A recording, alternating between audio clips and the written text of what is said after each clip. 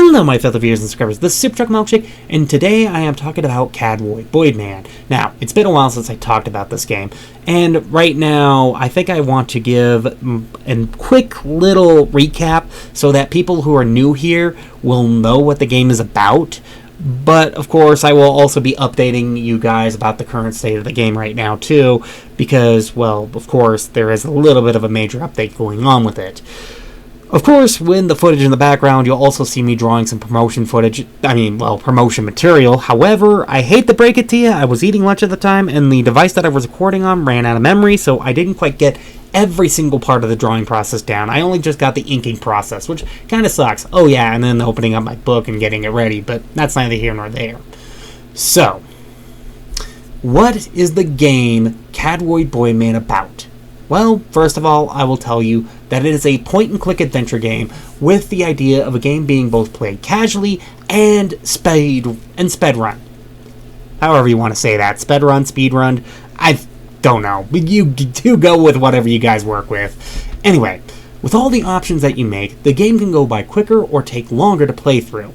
I also even intend to hide some secrets in the game that I will hope take people a while to find, because, you know, that's the style of game that I'm trying to emulate here. I'm trying to aim for the vibe of old Sierra/Lucasfilm games, leaning a little more towards Lucas, of course, but Sierra will still have an influence here, in the terms of both humor, character, animation, gameplay, and attention to detail. I kind of want to do a best of the both worlds with this game, while also trying to put a little bit more modern innovation into the game as well. So, the plot of the game follows a guy called Cadroy Boidman, a minimum wage fry cook whose life immediately takes a turn for the better when he gets mistaken for a spy by the agents of the Organization of Peace in Escalating Nations, OPEN for short. He gets the position anyway after the ones who mistake him find out that the original spy dropped dead while playing solitaire. No reason given on his death, he's just dead. After giving him a brief amount of training and putting him in the loop of what's going on, he learns that a mad doctor, Dr. Matthew Adder, is assembling a group of evil doctors called the Humorlessly Ominous and Threatening Radical Organization of Doctors. Yes, it's abbreviated Hot Rod. What of it? So how fast can you beat the game and stop Dr. M. Adder before he assembles his team of evil doctors and takes over the world?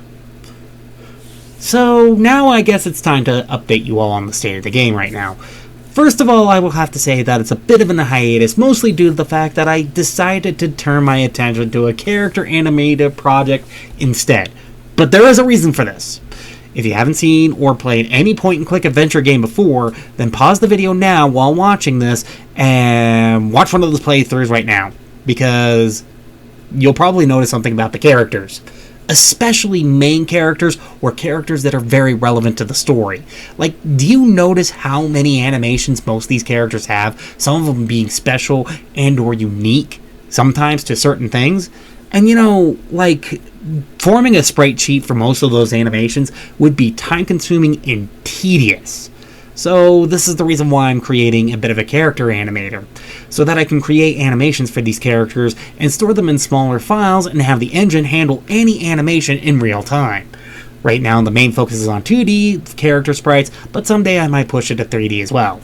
How am I planning to achieve this? Well, I am working on a few things to interpret a vertex point, which is where two lines intersect, starts, and then calculating where it ends. I do have a few things to set up for the update to Weblem's engine, but I'm still figuring out how to use them is the trick. But other than that, that's all I have to say for the game for now.